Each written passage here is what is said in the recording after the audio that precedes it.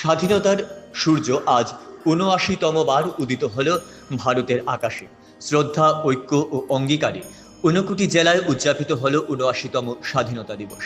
এই শুভ দিনটিকে ঘিরে গোটা দেশ যখন দেশপ্রেমে উদ্বেল, তখন ৫৯ জেলার মানুষরাও গর্বে, আবেগে, শ্রদ্ধায় স্মরণ করল আমাদের শহীদদের, যাদের আত্মত্যাগে আমরা পেয়েছি স্বাধীনতার অমূল্য আশীর্বাদ।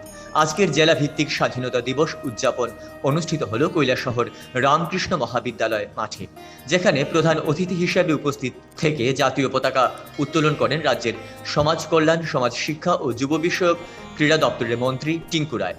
তিনি কুচকাওয়াজ পরিদর্শন ও অভিবাদন গ্রহণের মধ্য দিয়ে সূচনা করেন আজকের দিনের এই গৌরবোজ্জ্বল অধ্যায়ের।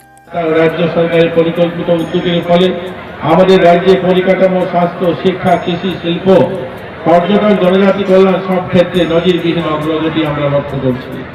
আমাদের রাজ্যে কৃষি প্রধান রাজ্য। এবছর 2025 এবং 26 অর্থ বছরে রাজ্য সরকার মুখ্যমন্ত্রী শস্য শ্যামলা যোজনা নামক নতুন প্রকল্প ঘোষণা করেছেন, যার মধ্যে দিয়ে 5 কোটি টাকা বরাদ্দ রাখা হয়েছে। রাজ্য সরকার রাজ্যকে খাদ্য পণ্য উৎপাদনে স্বয়ংসম্পূর্ণ করতে চায়। কৃষকদের জীবনমান উন্নয়নের লক্ষ্যে প্রধানমন্ত্রী কিষাণ সম্মান নিধি যোজনা ইতিমধ্যে রাজ্যে প্রায় 2,77,970 জন কৃষক পরিবারদের অ্যাকাউন্টে প্রায় 882 কোটি টাকা এবং 62 লক্ষ টাকা জমা পড়েছে। প্রধানমন্ত্রী ফসল বীমা যোজনায় রাজ্যে 14,14,000 কৃষকের জমি বীমার আওতায় আনা হয়েছে। রাজ্যে কৃষকদের মধ্যে 3,81,685টি কিষাণ ক্রেডিট কার্ড বিতরণ করা হয়েছে।